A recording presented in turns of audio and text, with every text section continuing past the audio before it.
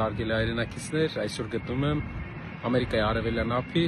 ամենահայաշատ քաղաքներից մեկում Բոստոնում։ Մեջքից հետևում ընձիով մարդը Ամերիկայի նախագահ Ջորջ Վաշինգտոնն է, նրա արձանը, եւ այսօր բայց նրա մասին չեմ ուզում պատմել, ուզում եմ պատմել նրանից հետո եկող Ջոն Ադամսի մասին, երկրորդ նախագահի մասին Ամերիկայի, ով եղել է հայտնի դիվանագետ, իրավաբան եւ նրանից հետո եղել է Ամերիկայի նախագահ։ Երբ նա դարձել է Ամերիկայի նախագահ, 5 տարի կառավարել է եւ կառավարման ընթացքում բավականին ոչ պոպուլյար որոշումներ է կայացրել, որը իր դեմ է տրամադրել շատ մարդկանց։ Եվ ընտրություններ են տեղի ունեցել եւ ընտրությունների ժամանակ նրանից ավելի շատ ձայներ է հավաքել Ամերիկայի հաջորդ նախագահ արդեն Թոմաս Ջեֆերսոնը։ Բայց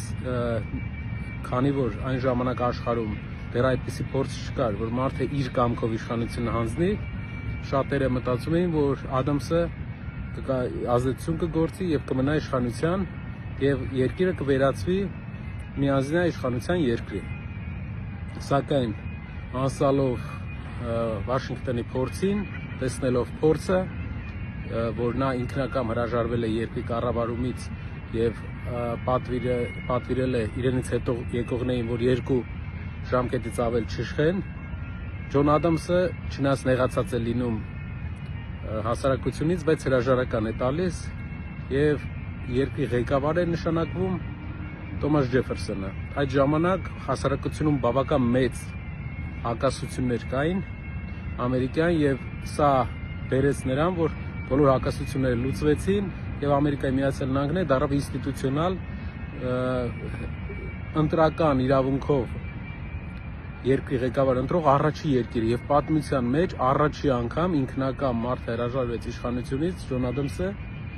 եւ նրա տեղը եկավ Թոմաս Ջեֆերսոնը։ Դրանից մոտ 26 տարի հետո, այդ դեպքերից 26 տարի հետո երկուսն էլ նույն օրը մահացան, Ամերիկայի անկախության օրը։ Սակայն երկուսն էլ թողեցին շատ մեծ հետք ոչ միայն Ամերիկայի, ամբողջ մարդկության պատմության մեջ։ Եթե մենք ցանկանում ենք ունենալ լուրջ երկիր, մենք պետք է հասկանանք, որ եթե ամեն մեր երկրի իշխան, ղեկավար փորձի իշխանությունը պայել այնքան ժամանակ, մինչև բանը բանից անցնի, ոչ մի ինստիտուցիոնալ հիմք էլ չենք ունենա, եւ մենք պետք է հասկանանք, որ իշխանության փոփոխություններն են գառանտը զարգացող նորմալ ժողովրդավար երկրի, իսկ ժողովրդավար երկիրն էլ գառանտն է զարգացող տնտեսության։ Այսօր այսքանը, հետևումս տեսնում եք մի հատ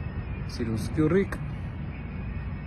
իր անունը մտածեք ինչ դնեք։ Շնորհակալ եմ։